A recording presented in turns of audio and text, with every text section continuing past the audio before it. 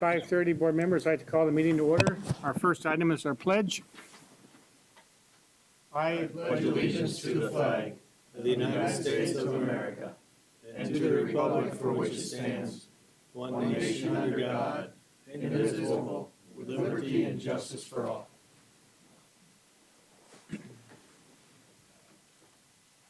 Mr. Vice Chair, please read our mission statement. The mission of the Marshall Public School District is to educate, support, and prepare all learners for success. Thank you. Motion to approve the agenda. Do I have a second? Second. Any additions? Hearing none, please vote.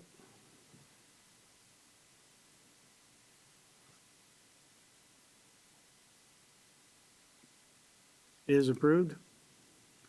Public forum. This is the time the public can approach the board. Is there anybody in the public that would like to approach? Moving on to our first presentation, Facilities Partnership, SWWC, with Marshall Public School System. Welcome. Excited to be here.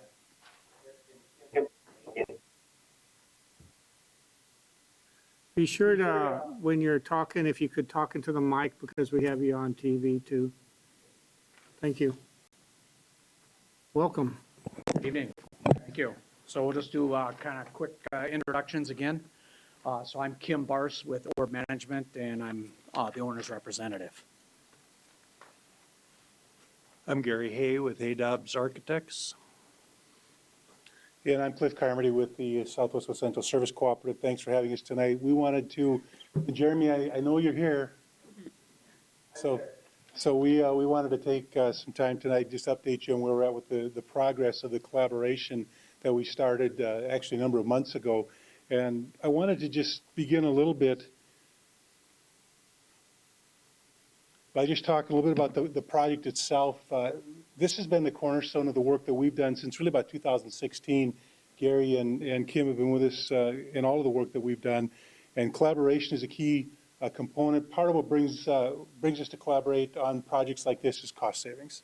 And so we've been able to do that. So when you look at this project, it starts with needs, and both Marshall Public and SWWC have facility needs.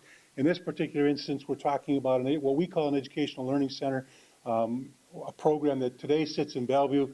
Just sharing with these folks. So Bellevue is probably a 1950s, 1960s kind of elementary school. We've been in that program, in that building for about 20 years, and learned today that one of the boilers had to be shut down because it's leaking. So we're down to one boiler in the beginning of the winter. If the other boiler goes down, we'll have some issues. But we have been planning to move from that facility from the very beginning of our work together. And we started to have these conversations actually probably more than 2 years ago. And as a part of that, we met with Jeremy, actually was talking with Scott Munson before that, and started talking about what your needs are and what our needs are to kind of led us to where we are tonight. And we're looking at, together we think there's a benefit in doing that. We've talked about that. There's a cost savings in doing that. And then there's some efficiencies. And I think Gary or Kim will show you some very specific efficiencies in bringing these two programs together in Marshall. And we're right now we've kind of come down to, I think the last time we were here, we talked about three different sites, and we've kind of got it down to one location at this point in time with another collaborator in all of this, and that's the university. And so it's been, collaboration has been a good part of all of this. And we call it a learning center. So if you think students with special needs, EBD, emotional behavioral disorders, autism, those kinds of things, in what's called a Setting 4 program, meaning that they're getting their education in a facility outside of the traditional classroom setting. And so that's what we'd be doing in your ALC. Of course, you are familiar with how the Alternative Learning Center programs work, and that would be a collaboration that we would put together. I'm going to turn it over to Kim. He's going to talk a little bit about the efficiencies and then the project itself, and we'll stand for questions in a few minutes. Very good. Thank you, Cliff. So the last time we were here, we talked a little bit about this slide right here. So if we looked at just a standalone facility for the Marshall Public Schools, we were looking at roughly 19,000 square feet. For SWWC on the ELC, we were at about 23,000. So a total standalone program area of about 42,000 square feet. After we did some high-level fit plan, concept plans, and met with both groups and talked about how we could maybe have a shared program facility, when we take a look at where we were at on a standalone, we were at about 42,000 square feet with both programs coming together and having a shared program. We've reduced that possible program down by about 5,000 square feet. So if we were looking at taking a rough number, if we were looking at maybe between renovating an existing to a new facility and just kind of took $200 a square foot, kind of somewhere in between, we're looking at $1 million just on the surface of just the shared savings just on cost alone. So that's one of the things that we looked at last time we were here. From there, we talked about what would be the next steps, and the next steps would be the visit on kind of a review of potential locations. So what we did was that between the two groups is that we kind of looked at some different criteria in terms of maybe location, costs. Part of it is that when you're looking at that size of a facility at 40-some thousand square feet, is that part of it is that how do we what's the funding mechanism, or how do we make this thing financially pencil out? And so if you're looking at maybe an existing facility, does the landlord going to participate in the leasehold improvements? If they're not, how are we going to fund that? So we looked at those types of things when we started to look at the potential locations. So we looked at three possible locations. One was we looked at the county fair building. It's an existing facility. Could we reuse that? The facility would not probably be large enough to meet the full needs. Could we add on? We had conversations with the owner of that. Would they be open to that? So we looked at that possibility. We also then looked at a new facility, or putting up a new facility on a green site. And part of that would be is there a partnership with maybe the city or the EDA, taking a look at that at a high level. And then the other one that we looked at is that on the SMSU campus, there's the social science building. And part of the long-term look with that building is that they may be looking to tear that down. And one of the things that we looked at is that there's a lot of life left in that building yet. And so we kind of got excited about the possibility is that could really be a win-win for the taxpayers. It would be a public partnership. So, we looked at that. So, when we kind of started to evaluate those three, really, it came down to is that by looking at the social science building, it was probably about 40% less expensive on the surface. If you took a look at the county fair building, or we looked at a brand new building, really looking at renovating the county fair building plus putting the addition on or doing a new, it was almost a wash. So by looking at the social science building at the concept side we're at right now, just on the surface, on the leasehold improvements and stuff, we'd be about 40% less. So it's something that kind of really got our attention. So I'm going to turn it over to Gary. He's going to talk a little bit about kind of what that concept floor plan will be, and then we'll talk about some of the other things and where we're at in the process right now. Thank you.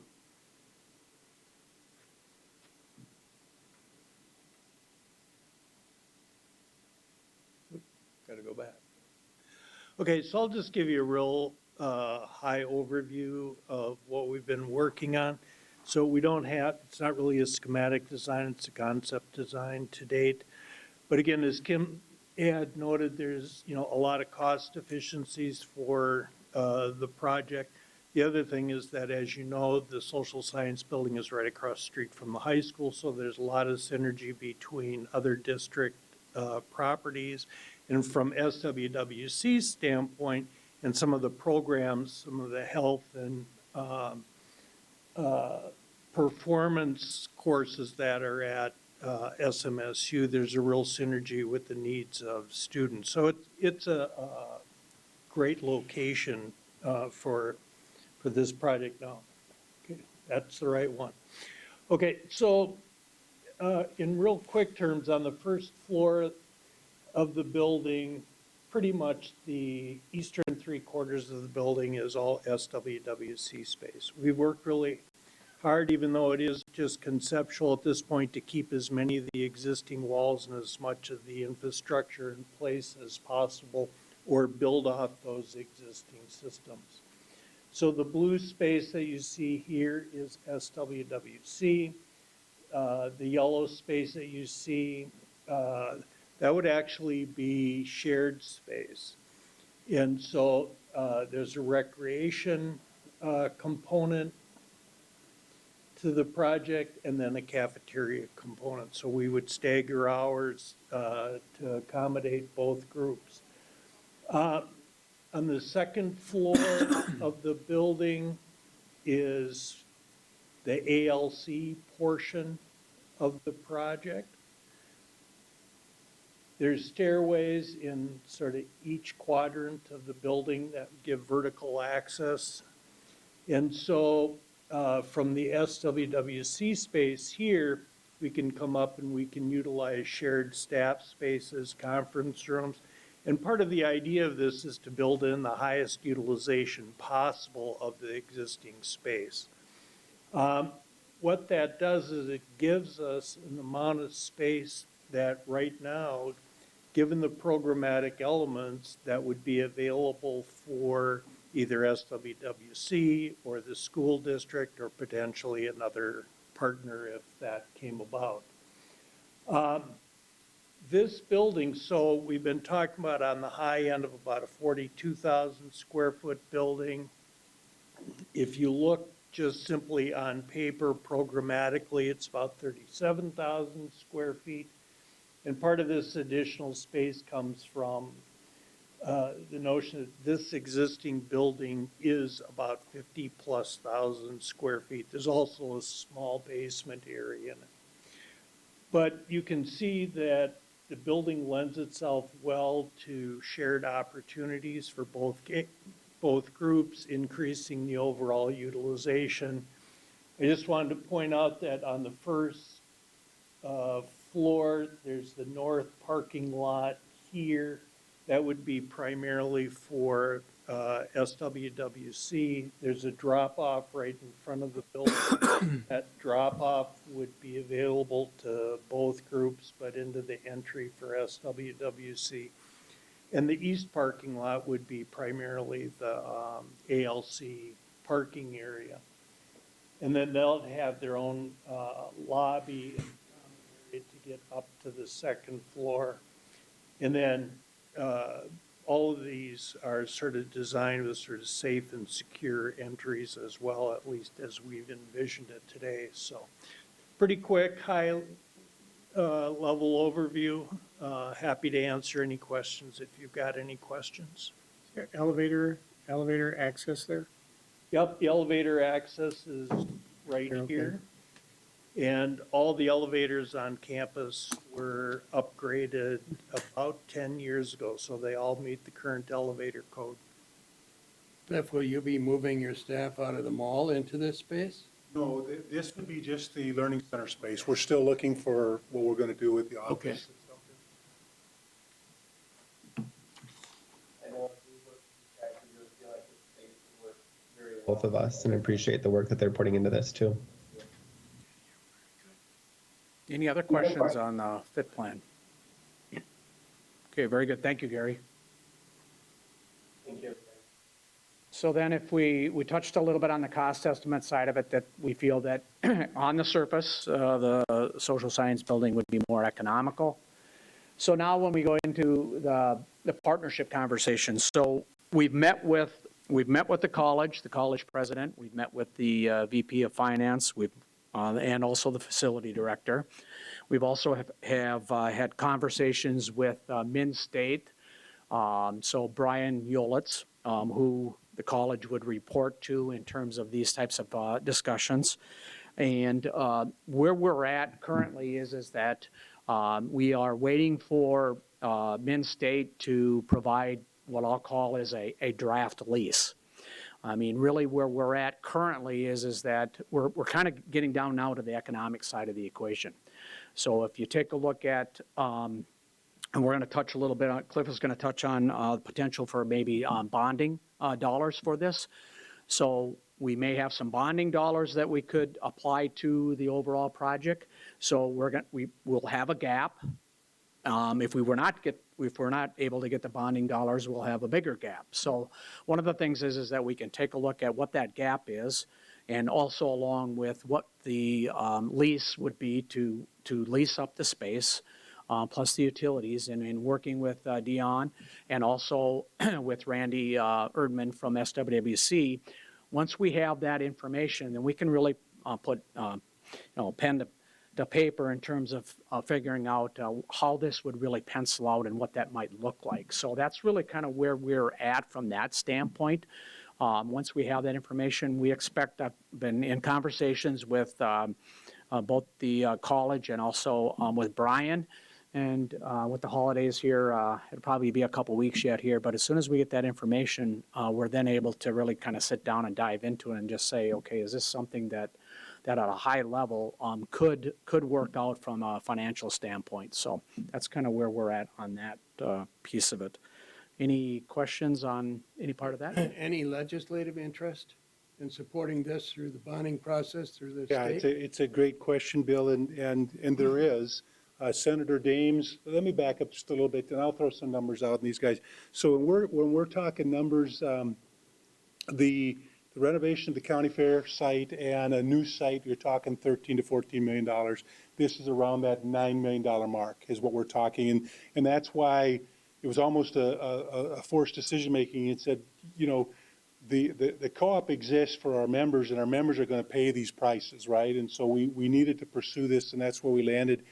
We think that the social science building is a good solution both for the university, it's a good solution for what we're looking at, and it saves a boatload of money. And so we, as a part of this process in our conversations with SMSU, we approached Senator Dames and Representative Swadzinski and said, if we're roughly looking at a $9 million cost, and that's preliminary, we would like to request a portion of that being paid with state bonding money. And so we will have a request in for $5 million of state money to help offset that cost, which is about what the state will do in a bonding request. They're not going to fund the whole thing.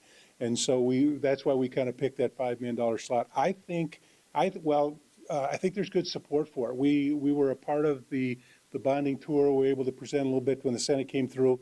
And I think, well, obviously there's support from Senator Dames. Now, whether or not that'll be funded in the end, we won't know until May-ish or after the session is over.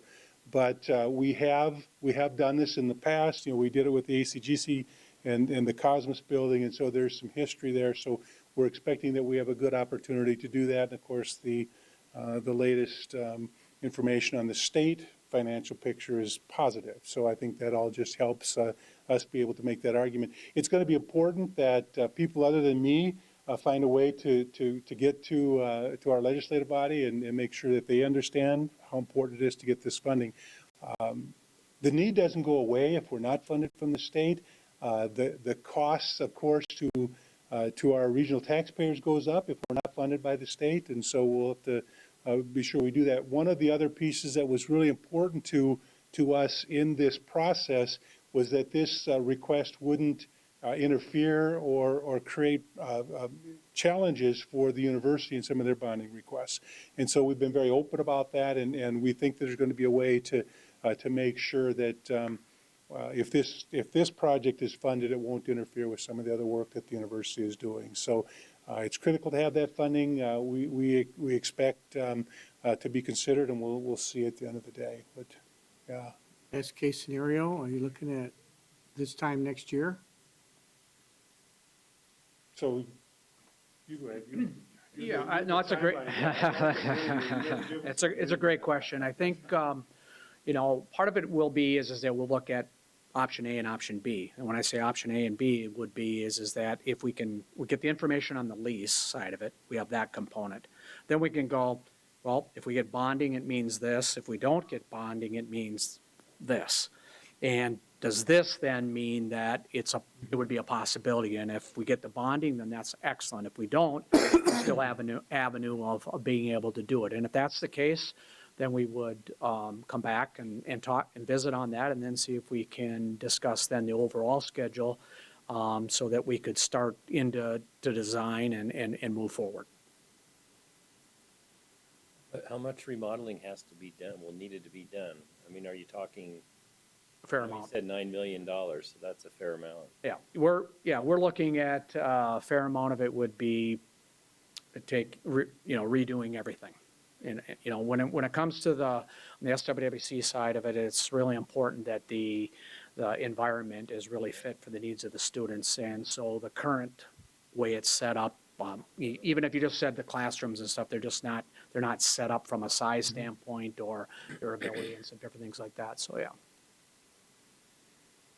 Other questions? No. Jeremy, anything we missed?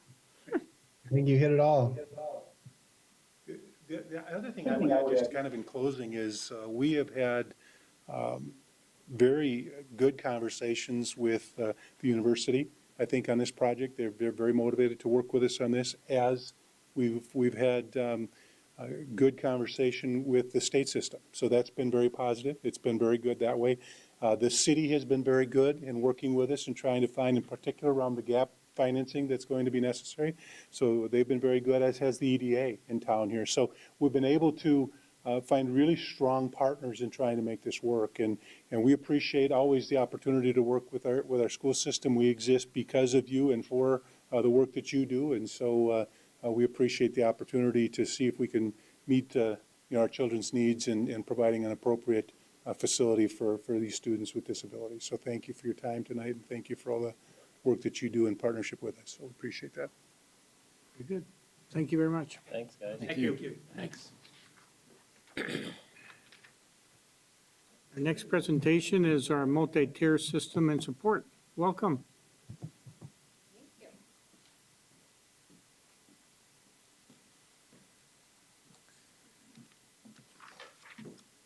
All right, I am Jackie Wooden. I'm the Director of Special Ed for the school district. And I am going to talk with you about MTSS, or multi-tiered systems of supports.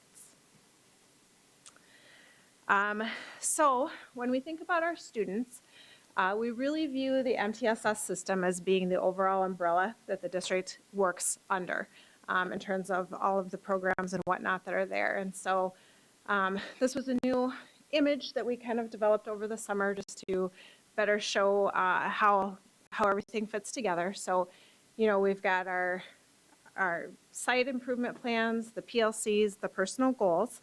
But then within that, we've got our data-informed education cycle that we really ask our teachers to work through, where they're looking at that student data.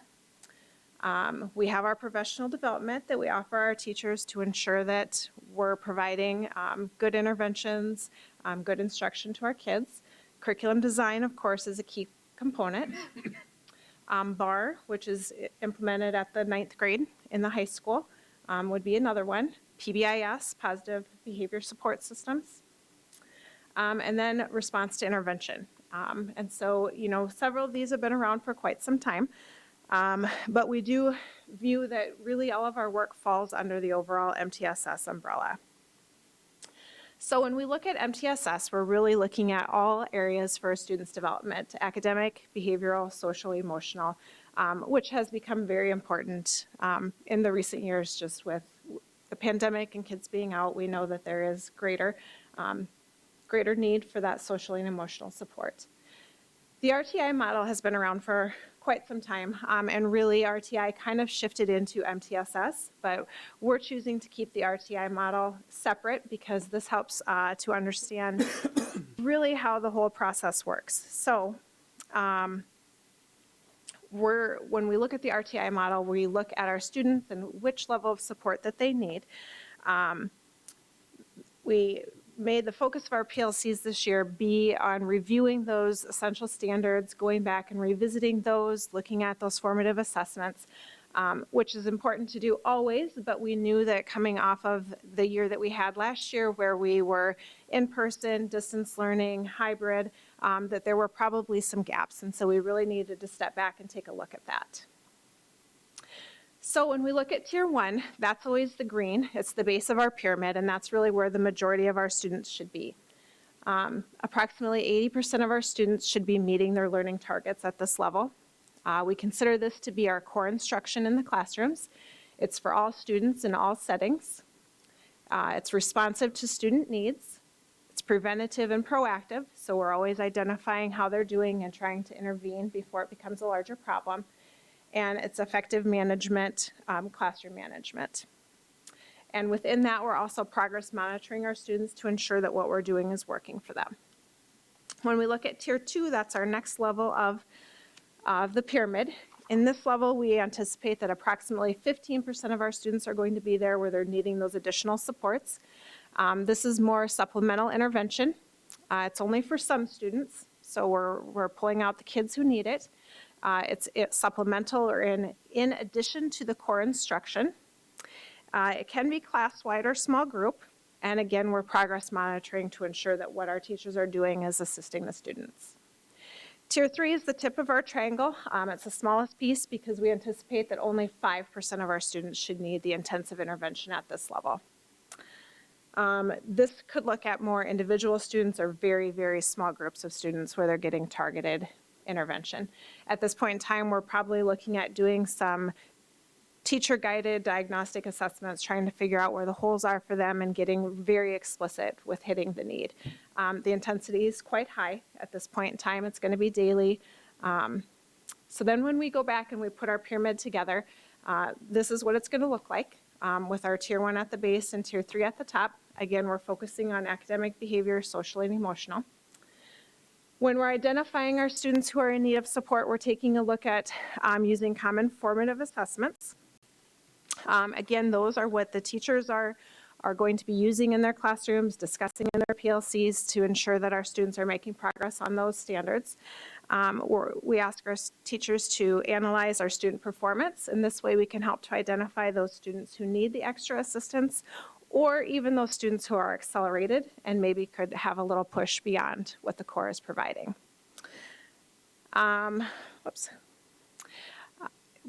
Using those assessments, we're looking at the core and deciding if we have to supplement it, and from there we ask our teachers to develop those small groups. So when we think about interventions, we want them to always be evidence-based. We want them to be matched to the targeted skill deficit, and so, you know, we wouldn't want to have an intervention that wasn't explicit to what those students needed.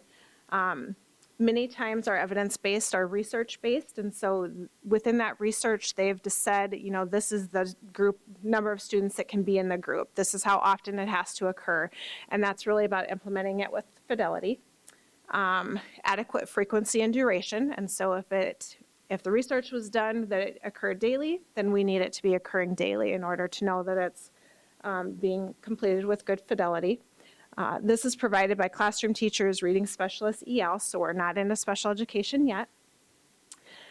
When we think about intensifying the interventions, because we might feel like, gosh, you know, we've already provided that intervention at Tier 2, what are we going to do? It can be increasing the length of the intervention sessions, increasing the number of sessions per week, so maybe we've just squeezed in 3 times per week and we say, let's go ahead and bump this up to 5 times per week. Decreasing the group size. So maybe initially we had 6 or 7 kids in the group and we say, let's pull that back and do only 2 or 3 so we can really give them more opportunities to respond. Sometimes we might want to consider moving the intervention setting. So maybe we've started it that it's at a table in the classroom, but the other kids are still in the room doing things, and we might say, yep, you know what, we need to pull them out into a pod, into a quieter area so that there's fewer distractions. We work on embedding additional practice and feedback sessions throughout the day so that the teacher can quickly, if they have a few minutes, they can go ahead and embed that into those couple of minutes to quiz the student on a couple of things. And most importantly, we really want that instructional routine and the language that's being used to align across all the settings. So it's important to note that as we look at our pyramid, the instructional intensity is increasing as a student moves up the tiers. But again, we're still in the general education setting. I need to back up here. So, hold on.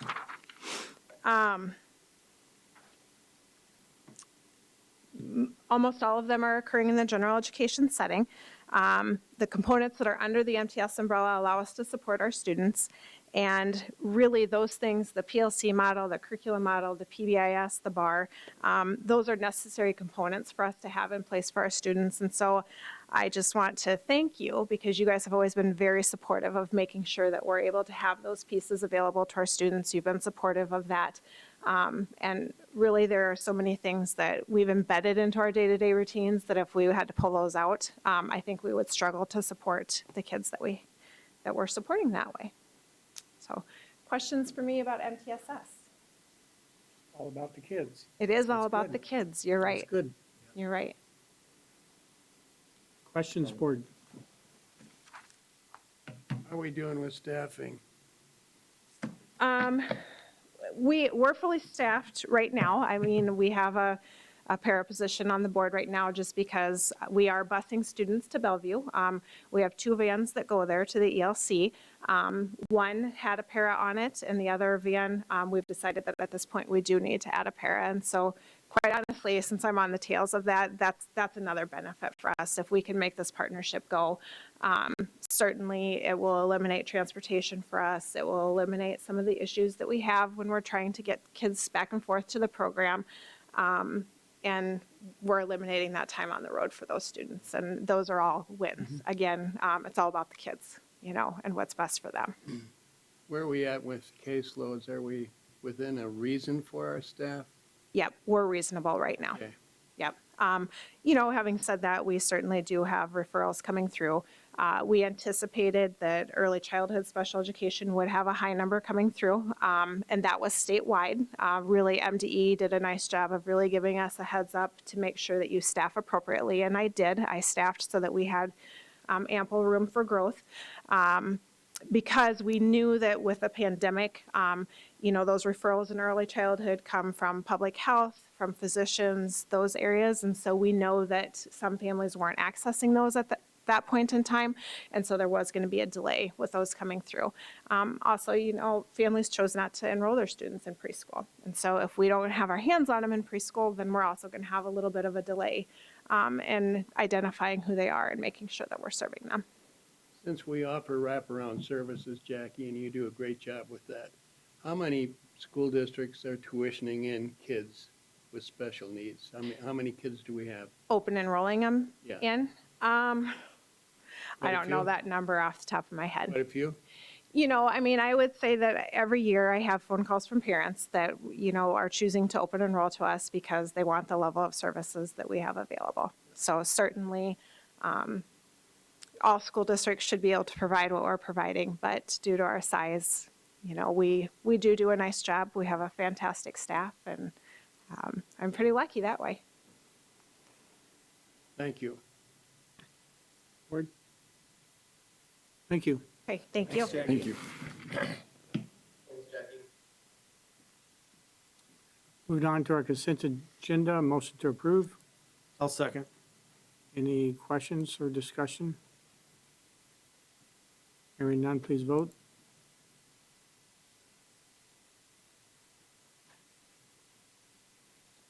It is approved. Financials, motion to approve. Need a second for discussion. I'll second. Open for discussion. Just a few things. Food service looks a little high this meeting. It's actually 2 with the timing of the bills. It's 2 months worth.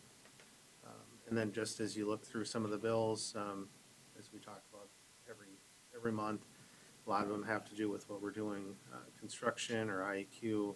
Like Bisbee's is our IEQ, Hiskins is our sidewalks that we've done at the middle school in Southview.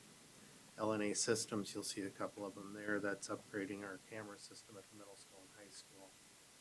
Just a lot of work going on around the district. Very good. Any questions? We'll vote, please.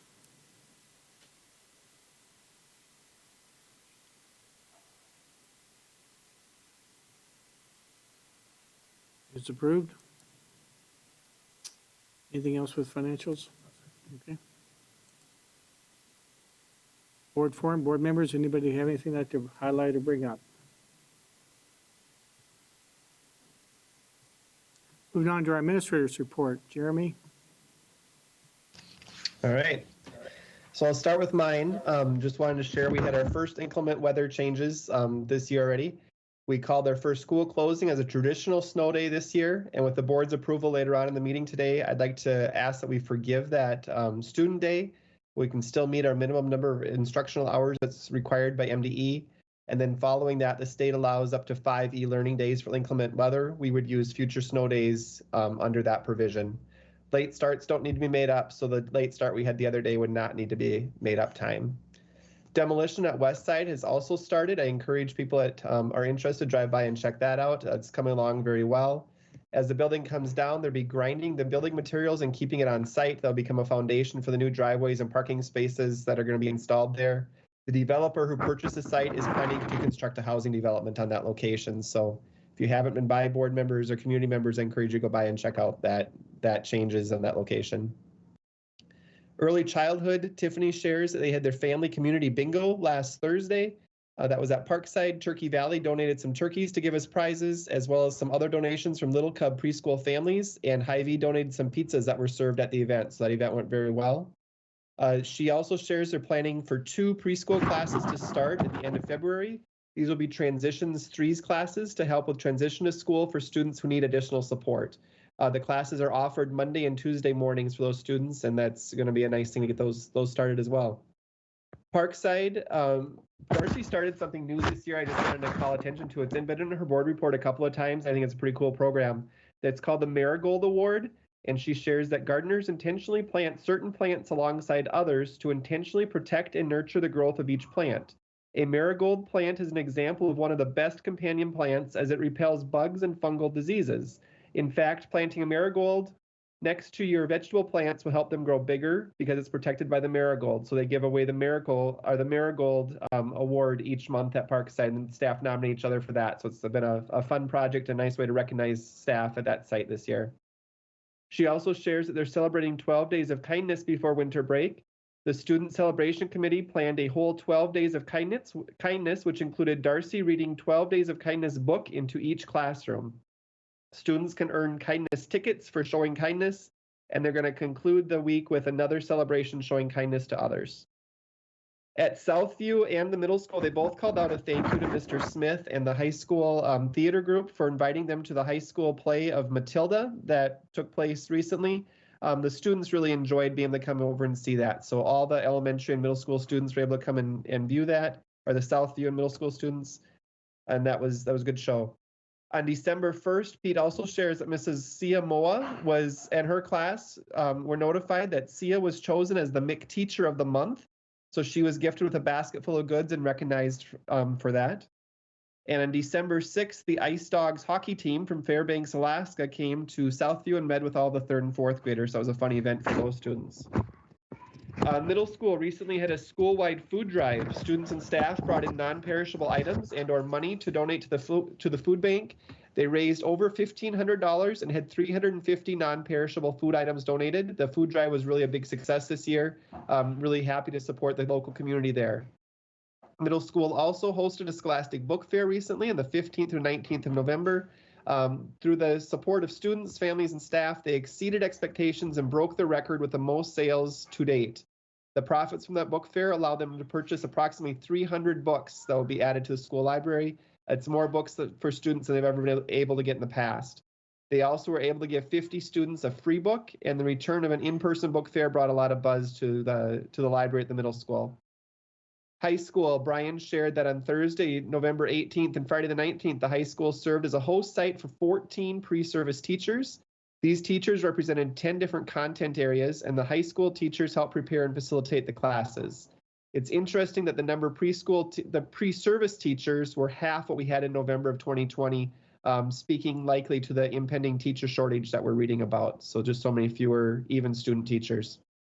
Continue to advertise and recruit for a long-term substitute to replace the vacancy in the social studies department that was created when Rick Purrington took the activities director. We have not yet been able to fill that role. We've been filling it with a sub, and we're hoping for a mid-year grad to help fill that spot. At Maytech, Amanda shares student council reps spent some time in community services recently.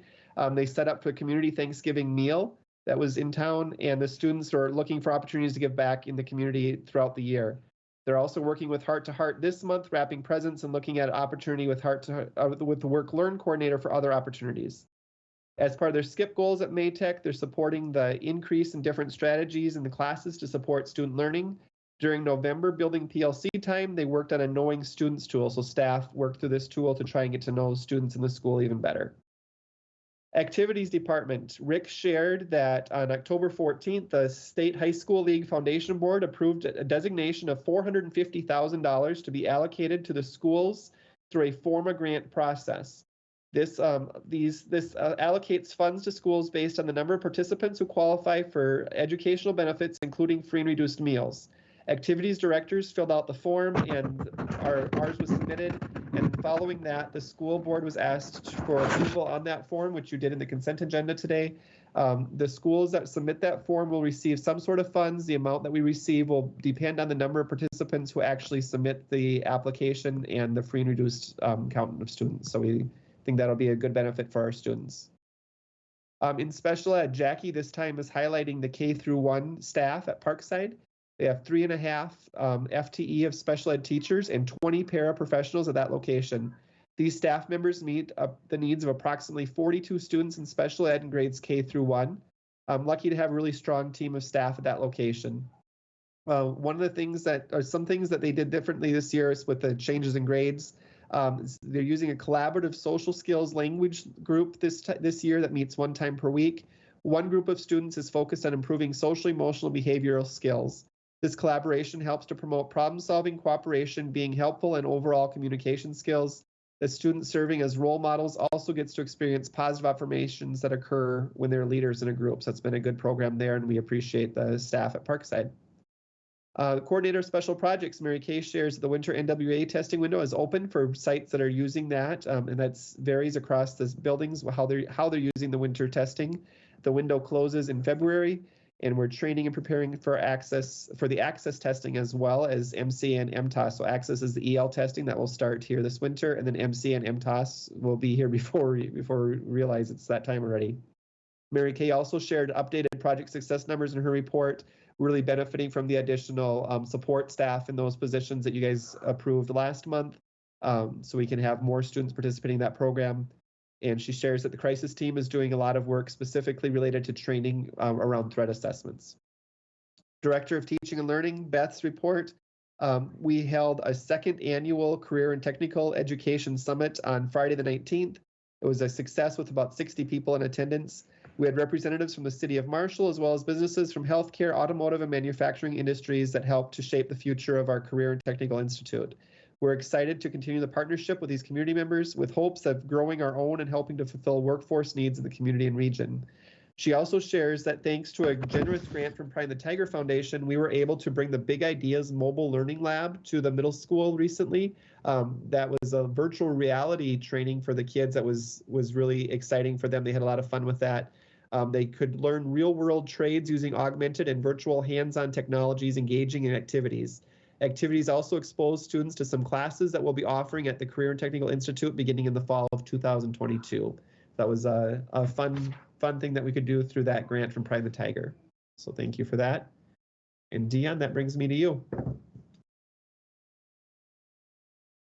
An update, the United Way campaign ended on Friday. We ended up just over $8,000. It was a very good year. Staff really did a nice job participating in that. I think everybody was informed. Leanna Ginocchio has accepted the position of the finance account specialist. Russ will be retiring as of December 31st. He's offered to help train in Leanna over time to get her feet wet into the system, and we've got some good MASBO trainings coming up too that Leanna will be able to attend. I put in my report, we've got a custodian opening. I think a lot like any of the businesses in our area, not getting a lot of applications. Just put in the rate of pay starting, which is $15.86 to $18.35, so it's a good paying job. Custodians have done a nice job negotiating the benefits. It's actually 100% health insurance premium paid by the district, single and family, depending on the health plan. So if you know of anybody that's interested in a custodian position, please let them know. And then last, continue to work on the current year revised budget. Hopefully over the next couple of weeks, we'll have that finished to be able to present to the board where we're projected for the rest of this year. Very good, thank you. Moving on to our discussion items, the first reading of policies 706 through 710. Anybody have any questions? Moving on to our action item, certification of the 2021 payable 2022 levy to be used for the 22-23 school year. Do we have a motion? So moved. Second. Any discussion? This is just to certify what you guys were presented last board meeting on the truth and taxation of that amount, which results in a 0.68% increase over last year's final levy. Very good, we'll vote, please. If I could just add, you know, that what is happening here is the 0.68% increase is pretty wonderful, less than 1% in the levy.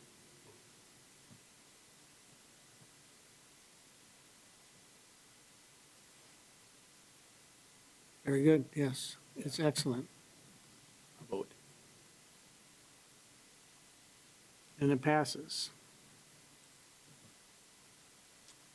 Approval to modify student contact days, calendar adjustment, motion to approve. I'll second. Any discussion? And just share, this is that December 10th date. Hours and will still meet our minimum hours for student contacts. We'd like to ask that you forgive that day for students. And then for certified staff, that we would have them come in on the snow makeup day of February 21st. It's on the calendar. Sounds good. Please vote.